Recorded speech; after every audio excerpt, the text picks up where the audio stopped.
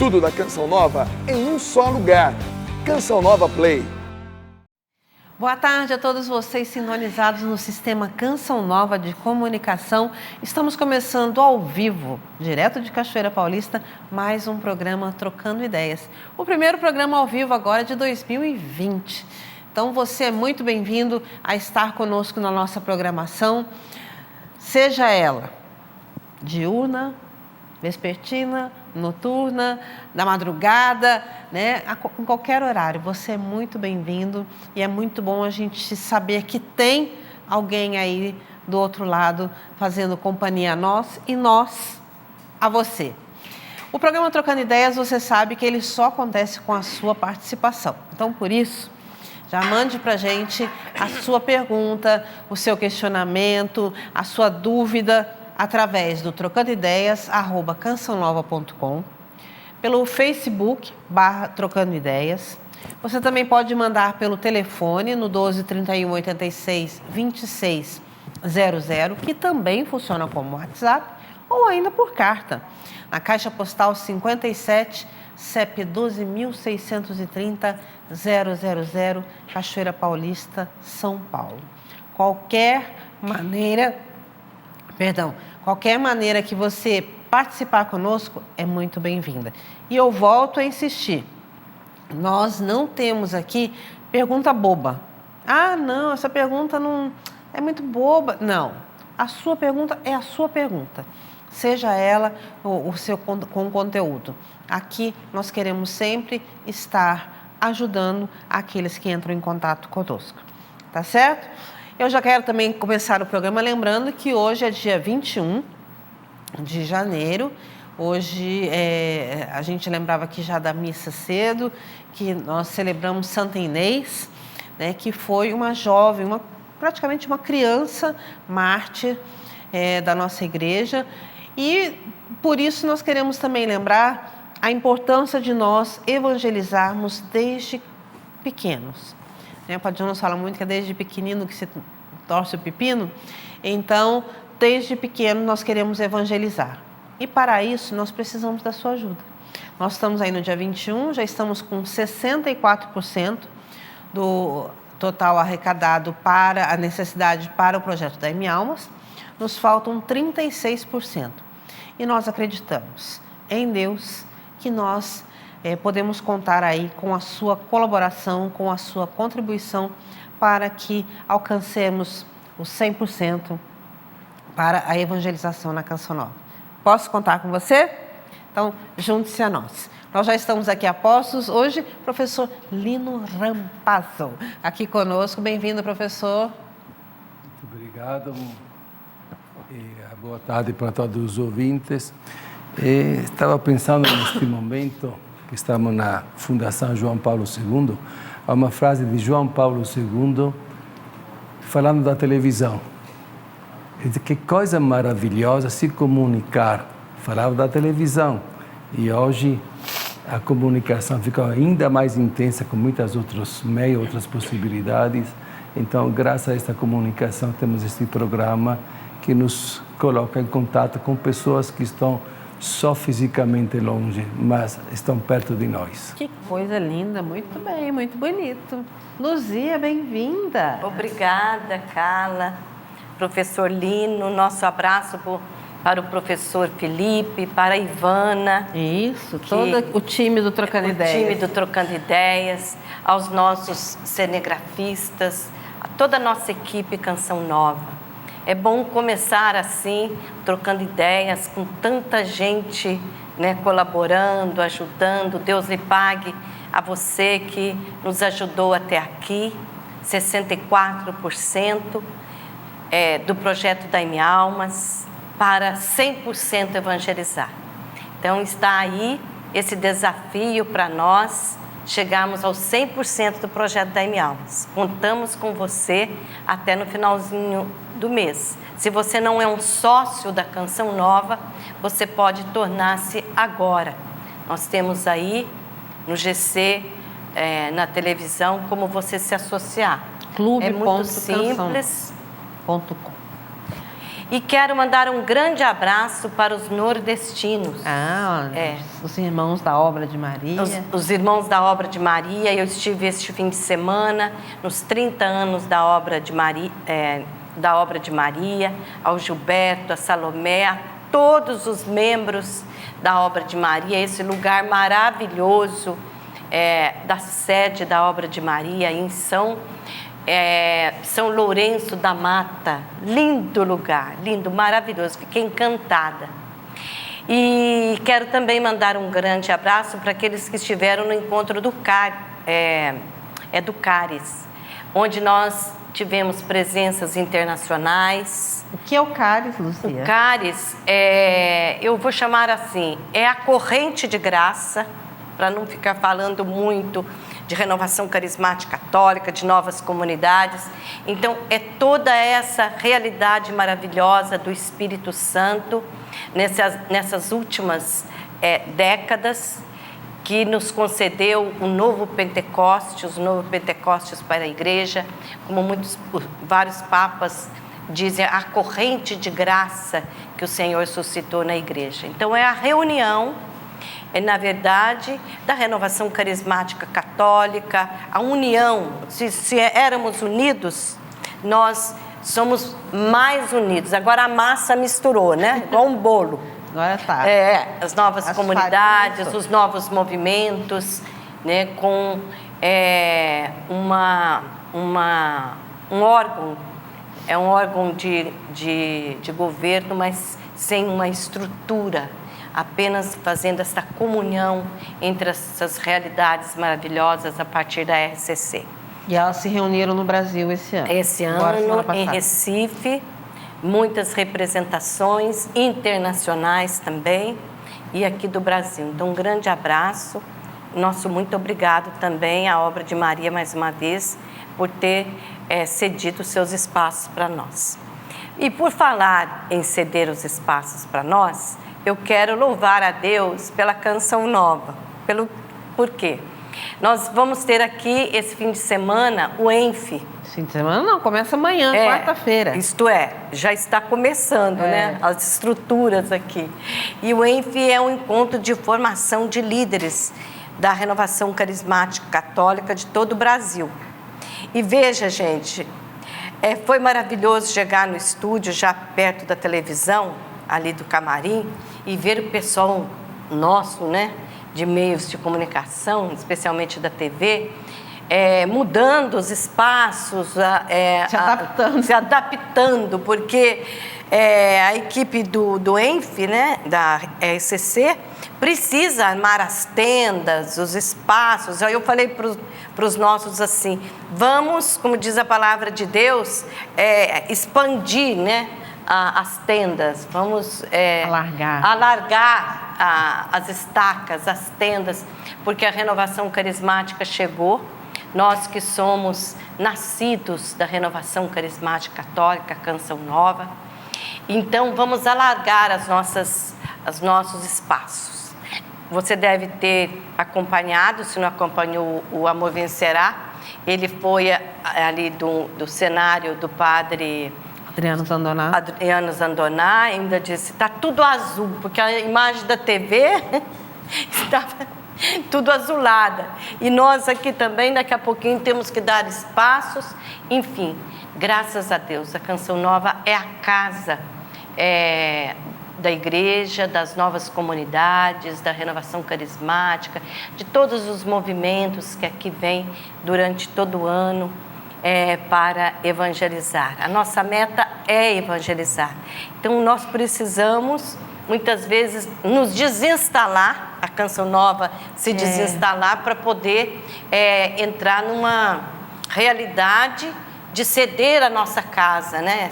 Essa chácara de Santa Cruz, as realidades que comportam os encontros, as conferências da nossa igreja, graças a Deus. E é isso que nos move, né? E que eu acho que é bonito, que a gente tem essa flexibilidade, né? Esse movimento de sair para o outro, deixar o outro fazer.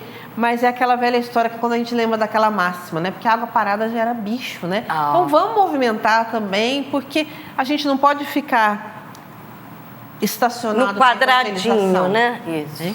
Enquanto o professor Lino falava no começo do programa aqui, ele falando de João Paulo II, falando da televisão, o momento que o senhor falava, eu fiz memória aqui, voltou na minha memória a imagem de João Paulo II na campanha da Evangelização 2000, quando ele lançou, que ele tinha apontando um reloginho que dizia, é hora de evangelizar. É mesmo. Né? E eu fiquei lembrando disso, toda hora é hora de evangelizar.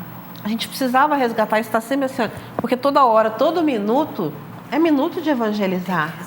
Né? Então, da gente ir em qualquer situação, não é só... Então, a gente tem que aproveitar de todas as situações, né, de todos os momentos para a gente evangelizar. E nós estamos aqui para isso. Né? Não existe, não é porque não tem local que nós vamos deixar de anunciar. Não, a gente sobe na árvore, a gente... Né, Luzia? Quantas vezes entramos no mato para gravar programa, para ficar bonito? O importante é esse, é não parar, porque a evangelização urge. Né? O mundo hoje carece da evangelização, carece da palavra de Deus. Né? E os jovens aprendam e os velhos se movimentem, porque a água parada... Era bicho. Isso é o Eto que fala. Isso é coisa do Eto, né? São as teorias do Eto do dia a dia. Por isso que ele fez o maior sucesso semana passada no Sorrindo para a Vida, né? Nossa, foi... Mas é lógico, é a cara dele, né? É o Eto, então... Porque fala de coisas próprias do dia a dia. A gente não pode evangelizar falando só de coisas lunáticas. É o prático, né? É o nosso dia a dia. E vamos lá, gente. Vamos começar a trabalhar, vamos trocar ideias, porque as pessoas já estão aqui enviando É que a gente entra aqui, a gente começa a bater papo e fica, né? No quintal de casa. Mas eu trocando ideia. A gente fica no quintal de casa. Mas estamos aqui já com algumas perguntas. Vamos lá, professor, começando bem já, ó. O Tony de Alagoas diz assim: se os padres não podem se casar, por que Pedro, o primeiro papa da igreja, teve uma sogra? O celibato é obrigatório para todos os padres da igreja católica? Eu não respondo. Responde o Concílio Vaticano II. Muito bem. Professor Lino. 1962, 65 durou, e tem o documento sobre os padres, chama Presbyterorum Ordinis, tá? Número 16, onde está aqui, 449, estou olhando a página. Então, eu leio, Compêndio. tá bom? Não sou eu que falo. Ok, a igreja falando. Assinado por São Paulo VI e por mais de 2.000 bispos do mundo. Tá vendo, gente? Padres celibatários ou padres casados? Eu não falo, falo o concílio, tá bom? Ok. Fica mais fácil. Tenha um pouco de paciência, o número longo é muito interessante. Não, mas é bom, porque a gente tem que ter...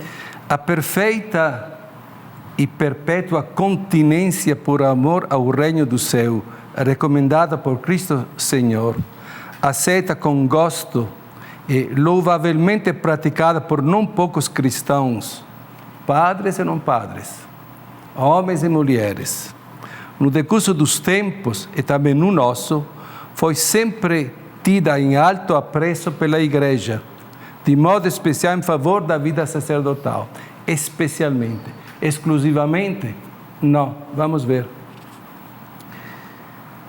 Pois, ao mesmo tempo, é sinal e estímulo da caridade pastoral e fonte peculiar da fecundidade espiritual no mundo. Tudo bom. Vamos para frente agora. Não que por sua natureza seja exigida pelo sacerdócio. Quer dizer, não necessariamente o padre sempre tem que ser celibatário. Não sou eu que falo, é o concílio. Como se evidencia pela praxe da igreja primitiva, São Gregório de Nazianzo, porque tem este nome, quarto século, um grande teólogo sobre a Trindade, sobre a divindade do Espírito Santo. Era filho do bispo di Nazianzo. O pai dele era bispo e padre. Quarto século.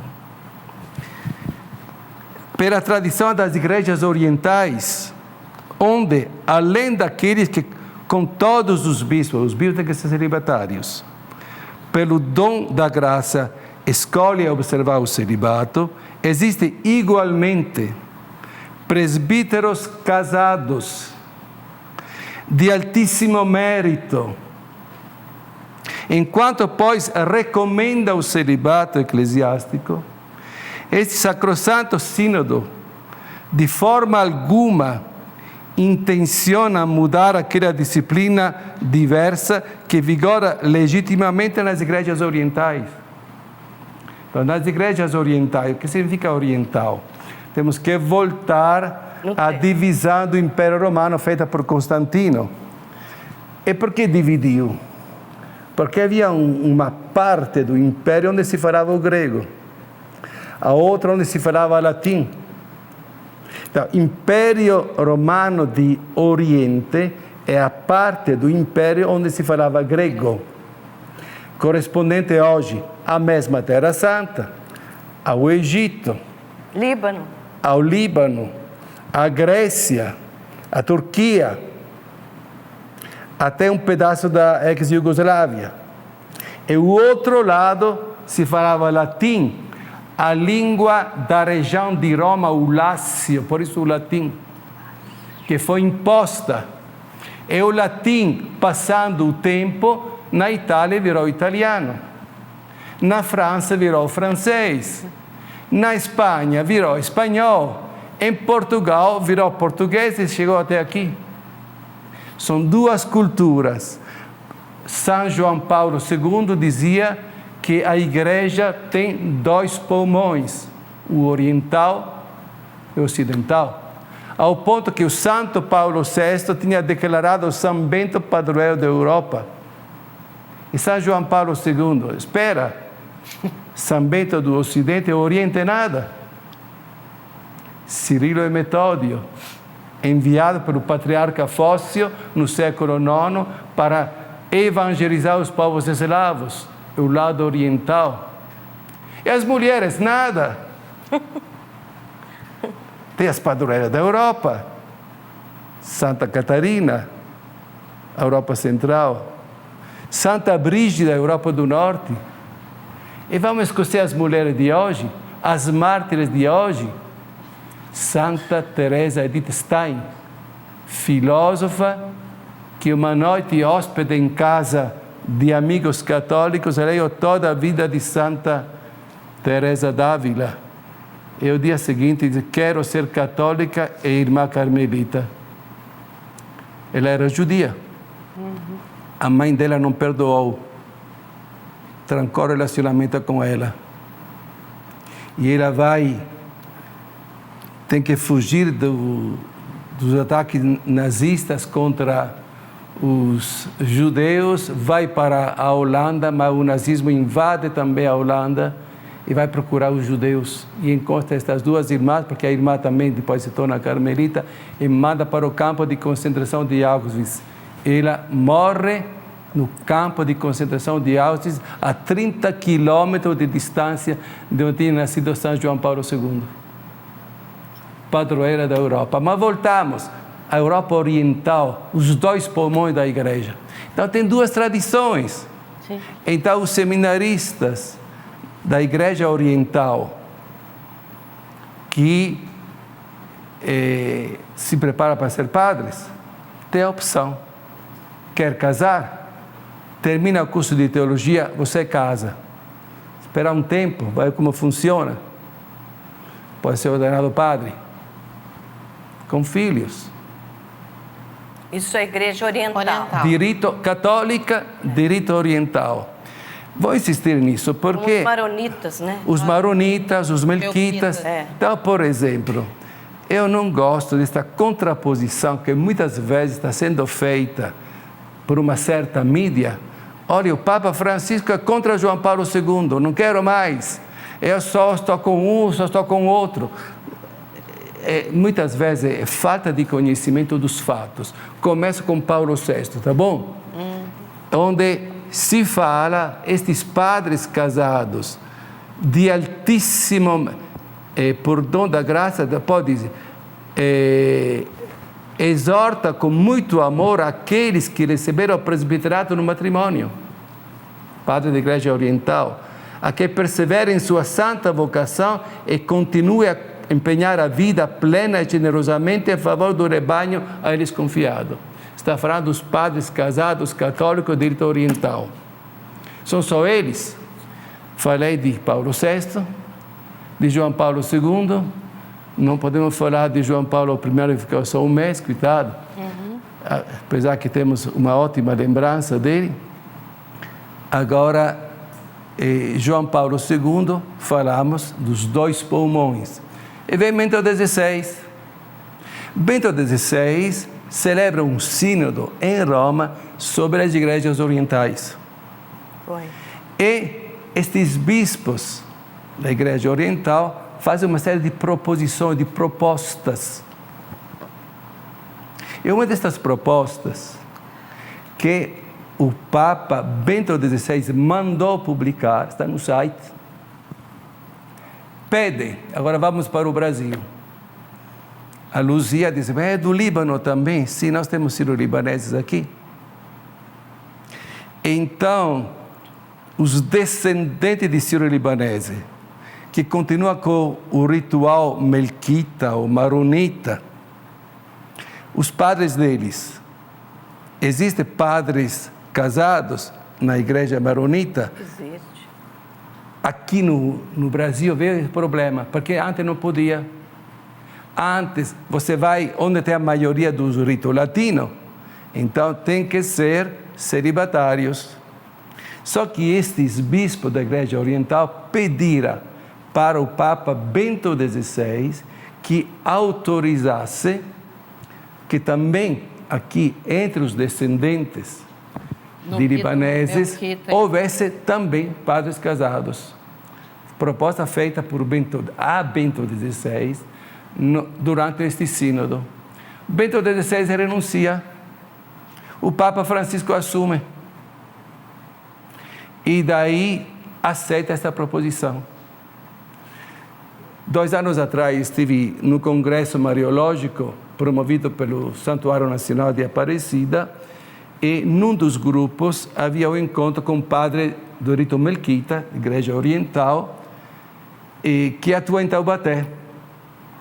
E ele disse, sim, o Papa Francisco permitiu agora que haja padres casados também nos descendentes, por exemplo, de libaneses que vivem aqui no Brasil. E sabe por quê? Ele disse. Porque nós temos o nosso Código de Direito Canônico da Igreja Oriental. Porque estes padres têm que obedecer a 2 códigos. Tem que ser um código só. Voltamos para Bento XVI. Existe uma crise, existiu, continua. Estamos tendo uma aula, né? Continuamos com a história recente, que geralmente não é divulgada por muita imprensa. Tem uma crise na igreja da comunidade anglicana, os que se separam da igreja católica. Por qual motivo? Vários motivos. Entra o sexo no meio. Uma tolerância da igreja diante do problema do aborto. 1. Segundo, ordenação de mulheres para o presbiterado, para o episcopado. Mulheres bispas, mulheres presbíteras. Outra coisa que deixou bastante complicada, a questão da homossexualidade. Um padre da igreja anglicana declaradamente homossexual foi indicado para ser bispo. Isto rachou a comunidade anglicana. Foi ordenado bispo da igreja anglicana. E daí muitos anglicanos disseram, não queremos isso. Nós queremos entrar para a católica. E daí o Papa Bento XVI baixou uma norma, o documento Anglicanorum Septibus, significa para a comunidade anglicana. Querem passar para a Igreja Católica? São bem-vindos. Vamos ver as várias questões. Uma delas, vocês têm padres casados.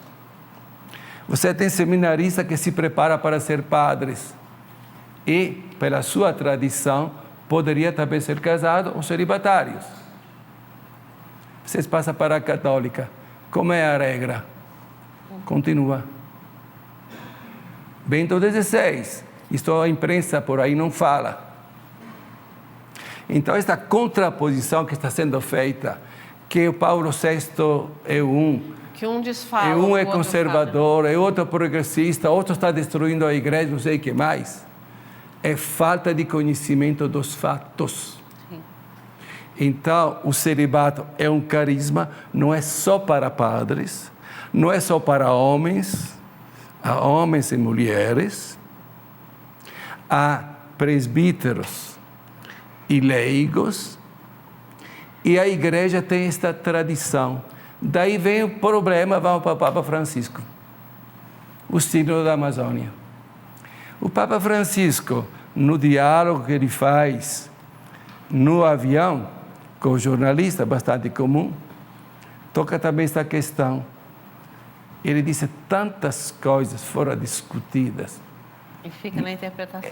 No sínodo da Amazônia, é só falar disso. Só. Mas tá bom, de qualquer forma, qual é a proposta do sínodo dos bispos? Atenção, o sínodo dos bispos faz a proposta, e o Papa ainda não se pronunciou, de ordenar padres casados que já têm uma experiência de serviço de diaconatos. Já são diáconos casados. E a grande motivação qual é? A necessidade dos fiéis. Em regiões... Pastoral, né? Em regiões, são regiões pastorais. Como a Amazônia e outros lugares, que é difícil ter É difícil, sacerdócio. então a Eucaristia é um direito. Acontecer. Então poderá vir. Nenhum de nós vai ser eleito Papa, tá bom? De nós três, a escolha dele, a nossa função agora é só rezar para que o Papa faça a sua escolha. Qualquer que ela seja, ele terá a sua razão para escolher. Para o bem da igreja. Mas caso ele aceite a proposta da maioria do sínodo de ordenar homens casados para o presbiterato, para ser padres, não está indo contra. Temos esta base. Por causa de uma necessidade, né? E que também não foi longo, mas foi bom, né, Carla? Não é uma regra, é por Nós estamos causa aqui de uma necessidade. conversando e isso dá muita oportunidade de reflexão, até para nós prestarmos atenção que fonte estamos ouvindo, Exatamente. que fonte estamos lendo. Né? Nós sabemos que existem nos meios de comunicação muitos profissionais sérios, católicos, outros até que não são católicos, mas respeitam profundamente Estudam, a igreja, estudam, né, a igreja católica, mas também sabemos que tem outros que querem ficar malhando ali só para denegrir, né, a figura do Papa ou a figura da igreja, o contexto dos acontecimentos. E para mim foi muito bom, professor, e eu tive uma aula agora. Quem sabe a gente possa marcar um grupo de estudos com o senhor. Foi ótimo. Muito bom, muito obrigada. E o professor só reforça aquilo que a gente constantemente fala aqui no Trocando Ideias. Nós, católicos, como disse a Celiane hoje no Manhã Viva, que não somos católicos de censo do IBGE, somos católicos praticantes, né? Nós precisamos cada vez mais investir no conhecimento da nossa fé e da nossa igreja. Então, volto a dizer, Bíblia, Catecismo da Igreja Católica e o Compêndio Vaticano II tem que ser livro de cabeceira. Nós precisamos, às vezes a gente peca, vamos dizer assim, escorrega por ignorância. Por falta de ignorância no sentido de falta de conhecimento daquilo que é a nossa igreja, que é linda, né? Tem assim, ela é maravilhosa, a igreja, e ela traz ali toda, não só a questão da tradição, do magistério, ela tem aí um compêndio, né, de informações que nós precisamos investir, né, e aprender, né, cada vez mais nos debruçarmos, nos desgastarmos do conhecimento da nossa fé. Tá certo? Mas, professor, ó, valeu, viu? Que aula! O Cícero dizia que a história é mestra da vida. A história nos ensina. E o Papa Pio XI fez um pequeno acréscimo. Sabe qual é? Que pena que a história tem poucos alunos. Então, é real. Estes dados que eu trouxe são muitos dados históricos. E às vezes existe esse desentendimento porque não há uma referência aos dados da história. Exatamente. Então vamos estudar a história. Ô Lu, Vicky diz assim: eu sinto uma necessidade, algumas vezes, de falar sobre o que me angustia, me faz sofrer, chorar e do que tenho dificuldade. É pecado desabafar?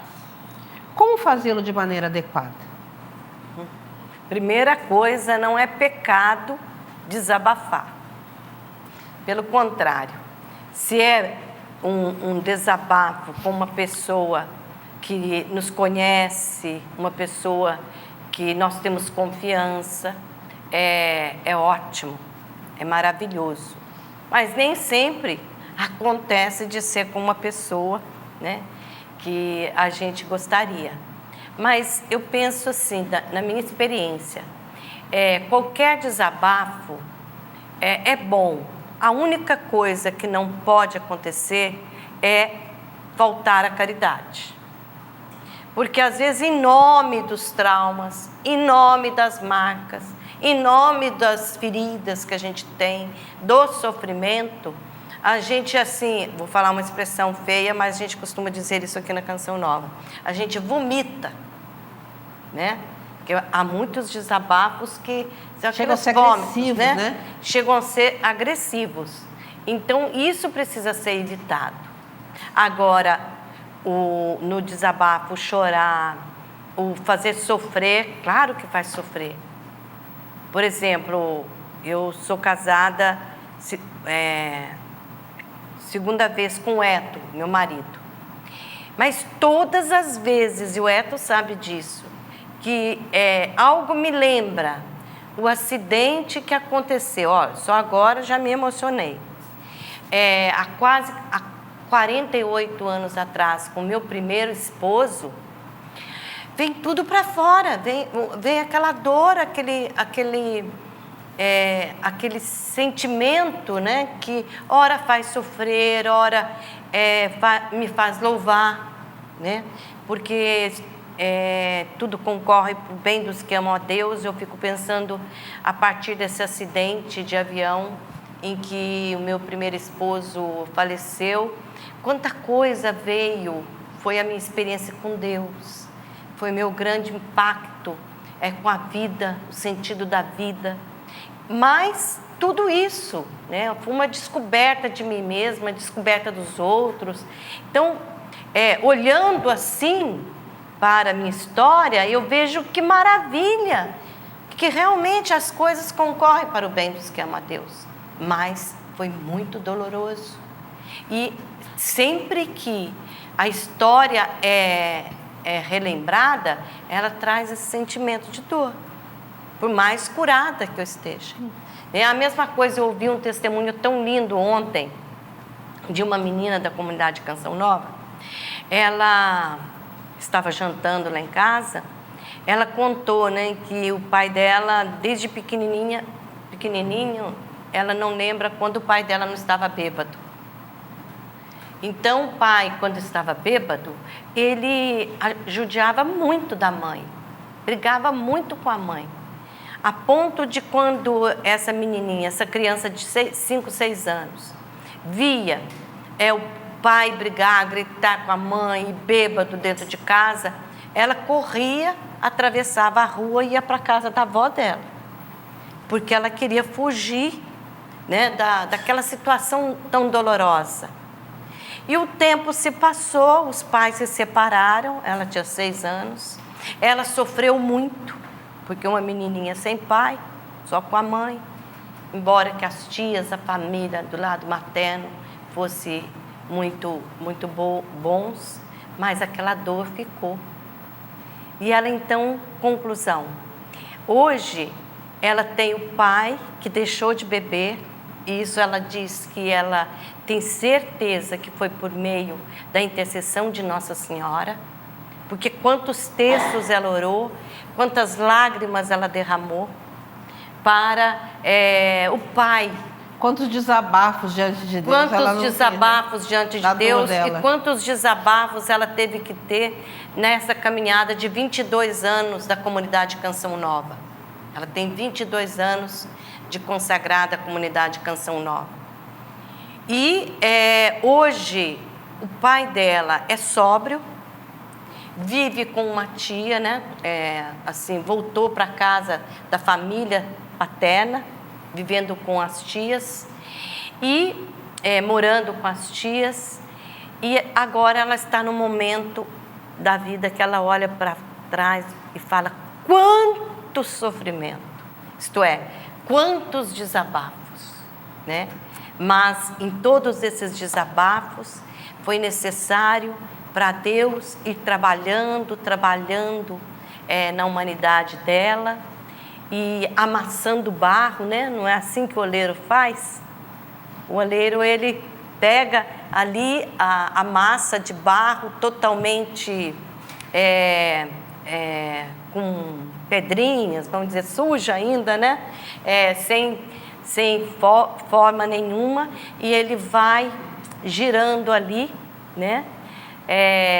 A ponto de ficar aquela massa quase que uma manteiga, vamos chamar assim, de tão bonita, né? E a obra se dá, o vaso acontece.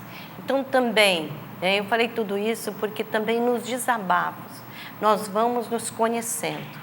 Eu acho que nos desabafos eles são matéria-prima para Deus agir, que é como na terapia, né? Terapia. Às vezes a gente se não vai, não desabafa, mas vai na terapia. Na terapia. E é onde você se diz. Então é aquilo que você põe para fora que você vê onde precisa ser trabalhado, né?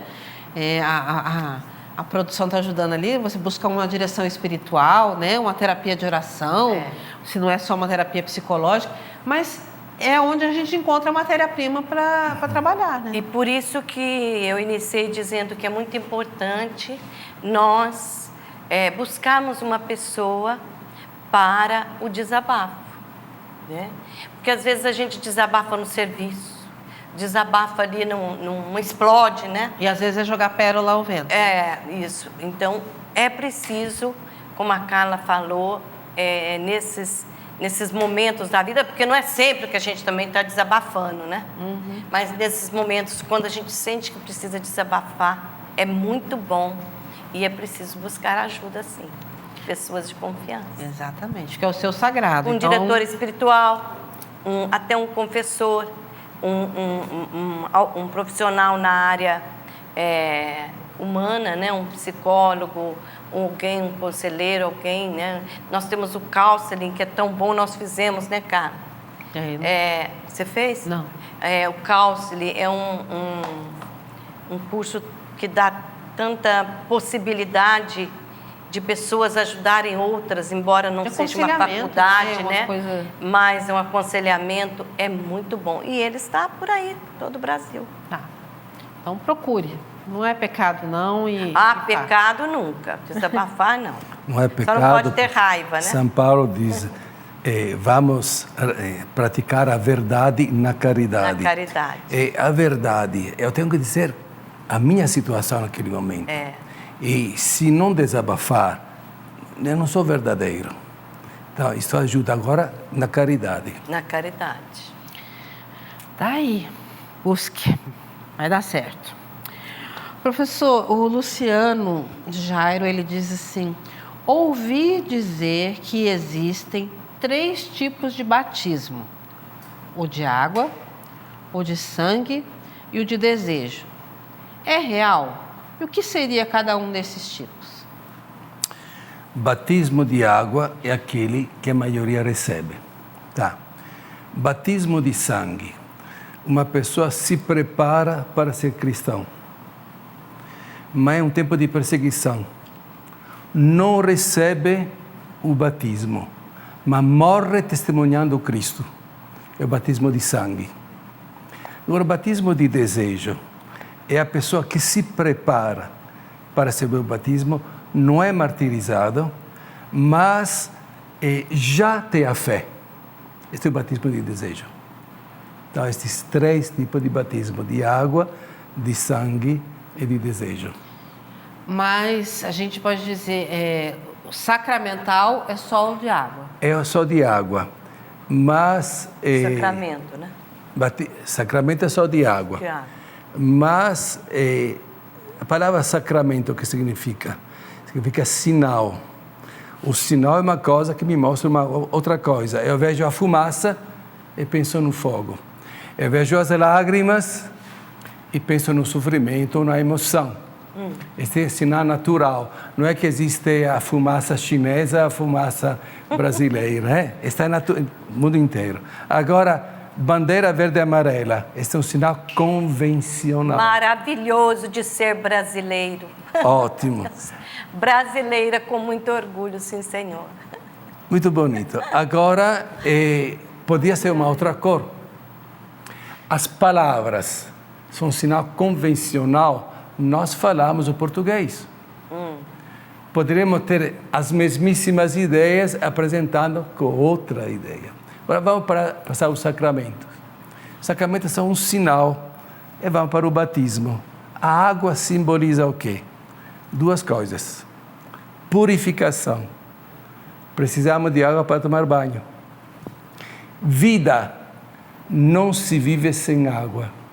Só que a leitura da fé, esta água me purifica do pecado. Criança, só o pecado original. Adulto, Agostinho, com mais de 30 anos, é batizado. E ele tem perdão de todos os pecados. Tá? Agora, é sinal de vida nova, recebe a vida de Filho de Deus. É o sinal. Agora, no certo sentido, eu tenho um sinal também quando não recebo a água, porque eu estou me preparando para isso.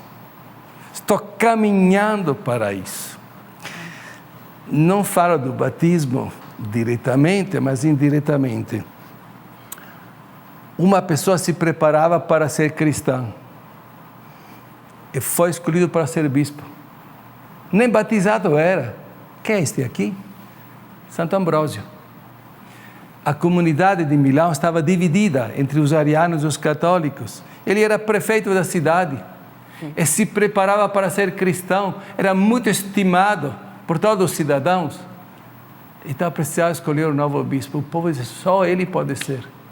Nem batizado era. Numa semana foi batizado, crismado, ordenado bispo. E é quem é, né? E é quem é. Daí ele pegou o padre mais culto que tinha, era padre Simpliciano, e era o seu assessor. Era muito culto, também o Ambrósio.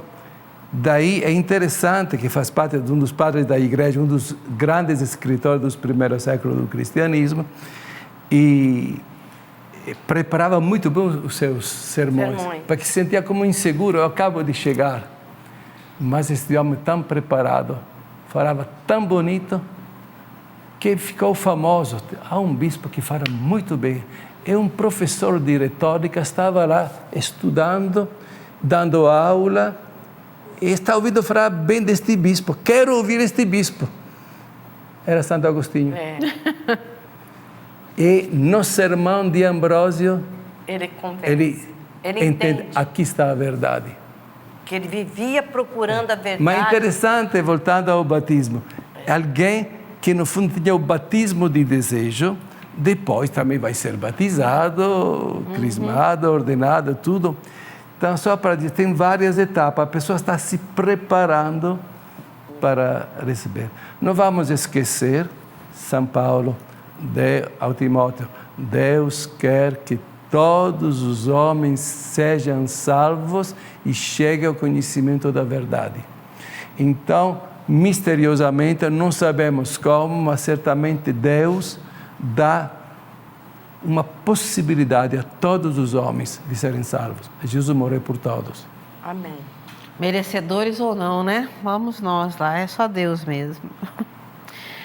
Ô Lu, a Kátia, ela pergunta assim, gostaria de saber qual a opinião ou o que pensar sobre certas comunidades de vida que trazem pregadores protestantes para os seus encontros. Então, agora nós temos que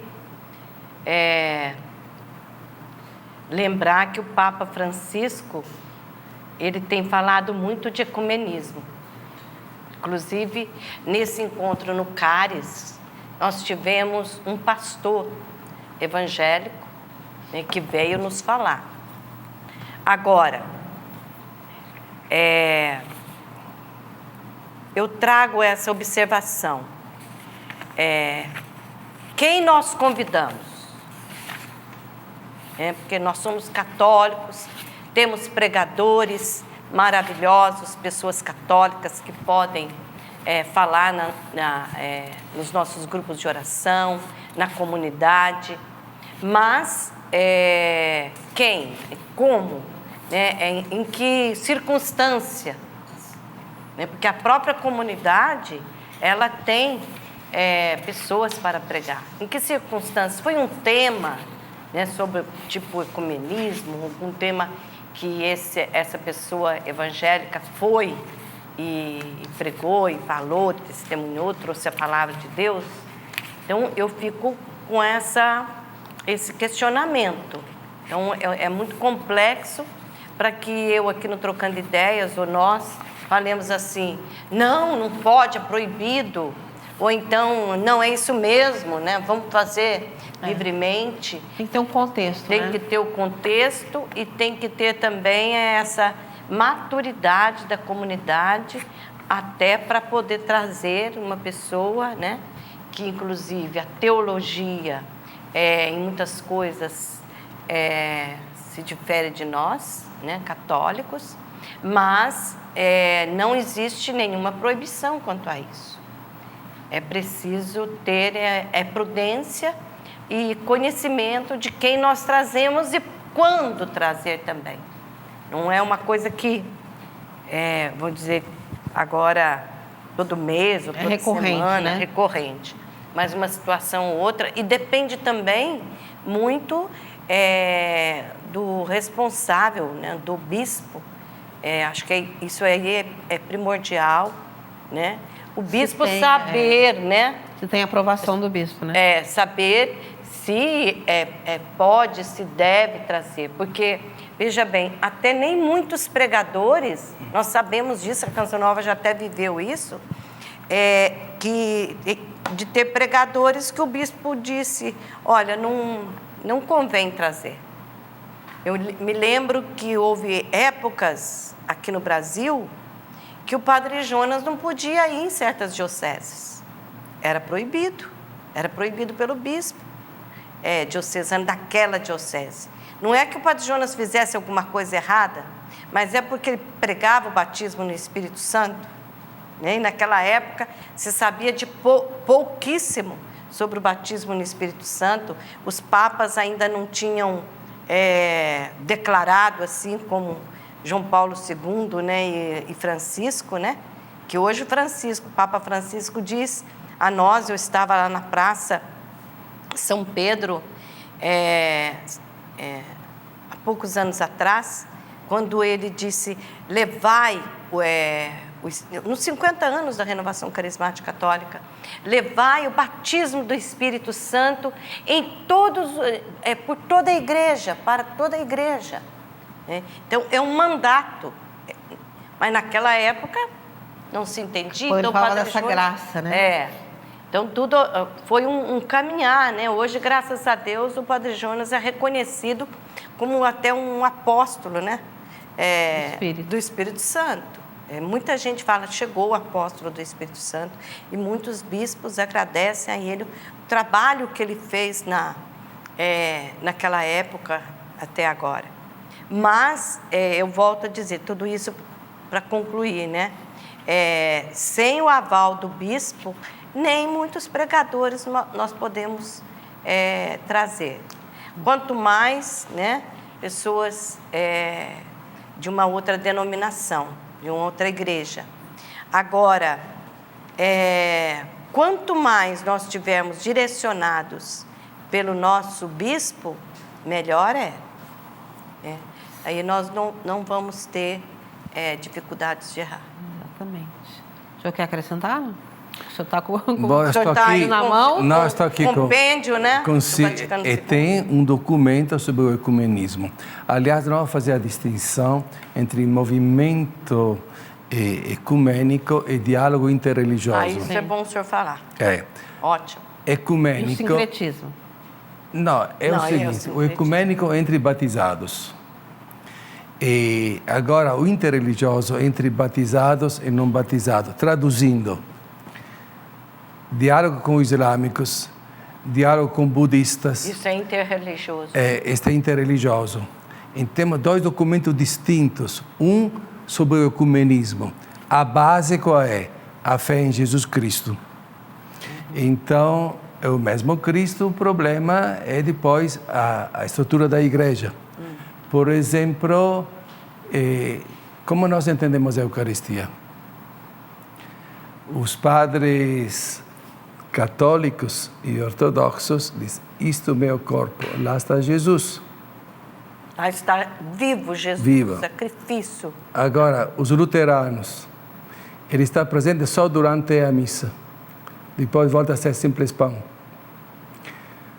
Os calvinistas reformados dizem, no momento da comunhão, os predestinados recebem o Espírito Santo, os outros recebem só pão. Então, o mesmo gesto, com uma interpretação bem diferente. Então, o Papa é só bispo ou é bispo da Igreja Universal? Igreja Oriental, ortodoxa, não católica, é bispo, mas não tem o poder sobre toda a igreja. Então, tem uma interpretação diferente do primado do Papa. São cristãos, são católicos, são devotíssimos de Nossa Senhora, os orientais ortodoxos, mas tem o problema do reconhecimento da função do bispo de Roma. Entendeu? Então, temos o Papa João XXIII, que foi o grande promotor do ecumenismo, dizia, é muito mais aquilo que nos une do que aquilo que nos divide. Isso mesmo. E começou este diálogo interessante que o patriarca da Igreja Ortodoxa de Constantinopla, Atenágoras, sabe que definição que deu do Papa João XXIII?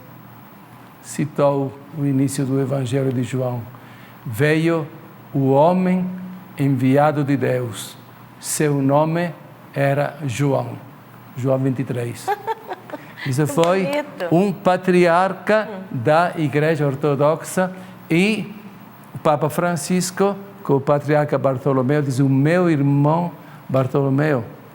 Bartolomeu, junto com Bento XVI, rezou junto o credo em grego, que é comum. Essa foto, maravilhosa. Que é comum. Então, existem muitos elementos comuns que não podem. Agora vou terminar com uma experiência da nossa região. Uma pessoa extraordinária, o Frei Hans Stappel. Frei Hans. Eu fui, uma das últimas vezes, visitar a fazenda em Guaratinguetá. Coincidiu com o encontro nacional das comunidades terapêuticas católicas e evangélicas que cuidam da recuperação dos drogados. O Frei Hans está fazendo isso. Uma experiência bem perto de nós. Aquilo que pode nos ajudar, seja bem-vindo. E a Canção Nova também, ela tem entre os nossos representantes, da comunidade, nós temos um sacerdote que é responsável por esses encontros ecumênicos, de participar, de trazer para a comunidade, mas tudo dentro de um contexto, né, da igreja, seguindo as direções do Papa e, como o senhor falou aí, do compêndio do Vaticano. E aqui na Canção Nova eu encontrei o Dom Francisco Biazin, muito amigo do Padre Wagner, que por 2 tempo, mandatos foi presidente da Comissão do Ecumenismo da CNBB. E muito obrigado aqui com a Canção Nova. Então, graças a Deus, nessa questão, a igreja tem muito disso também, na questão do social, né, dela se unir mesmo com relação à caridade, de ter vários. Então, vamos ter aqui na Canção Nova, em março agora, o encontro com Deus Tem Jeito, que também é assim, trata-se da recuperação então, junto com o Frei Hans, né, a obra Lumen também, essa questão são vários carismas que se unem na recuperação, na restauração da pessoa humana, né, tanto dos irmãos em situação de rua, como também daqueles que vivem uma dependência química. E vai ser aqui, nós estamos esperando mais de 2.000 participantes aqui nesse evento, com esse perfil, né, de moradores em situação de rua e também drogados. Mas então, a igreja se une nesse sentido com vários outros carismas de outras denominações para buscar essa restauração original do homem, né, à imagem e semelhança de Deus. Gente, o programa de hoje foi assim, a aula, né? Quem perdeu ou quem chegou no finalzinho, vale a pena depois olhar, assistir no Play, né, do Canção Nova Play, ou na reprise, porque hoje a gente teve uma boa aula aqui, né, com o professor Lino. Muito obrigada, desde já pela sua participação. Semana que vem eu estou aqui de novo, né? De novo. Então, nós estaremos juntos aqui, também no Trocando Ideias, mas foi muito bom. Eu acho que é sempre bom a gente aprender mais sobre a nossa fé, e quero lembrar você, toda hora é hora de evangelizar. Então, fique juntinho conosco, né, na Canção Nova, e vamos levar adiante a evangelização que a gente recebe aqui, né, que a gente possa fazer esses desdobramentos aí, onde quer que a gente esteja. Tá certo? Muito obrigada a todos, e a gente se encontra aí durante a programação da Canção Nova. Tudo da Canção Nova em um só lugar. Canção Nova Play.